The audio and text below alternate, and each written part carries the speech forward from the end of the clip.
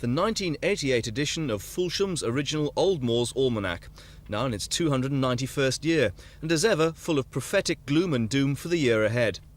Editor Barry Belasco has been sifting through the predictions of 6 astrologers, made as far back as the autumn of 1986, to come up with the latest compilation.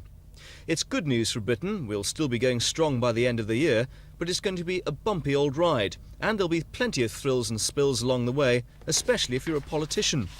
Between February and March, the Labour Party will be rocked by a steamy sex and drug scandal, which may have been brewing for a year. In April, Margaret Thatcher's career will face a major crisis, and there are indications of a possible election in 1988. And for the royal family, speculation over a divorce in March, followed by news of a royal baby in August. There's plenty more, such as an economic crisis and a fall in property prices to look forward to, but how much of it will actually happen?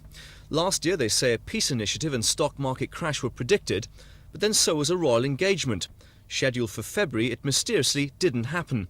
And what about the supposed royal wedding that was going to happen in August? But the worst blooper was Old Moore's failure to spot one of the year's biggest events, the general election in June. No, that's absolutely right. And I'm bound to say that what I said last year was not published in Old Moore, certainly in terms of the election. We didn't cover an election, and we goofed. No doubt about that.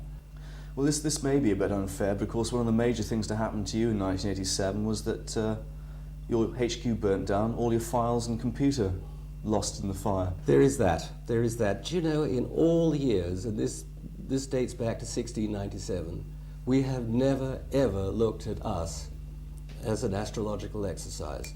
But in 1988, let me tell you, that's going to change. And for what else may happen in 1988, you can pick up one of the 1,200,000 copies of the Almanack that will leave their Slough headquarters for the rest of Britain tomorrow. Mark Longhurst with Old Moore for Thames News.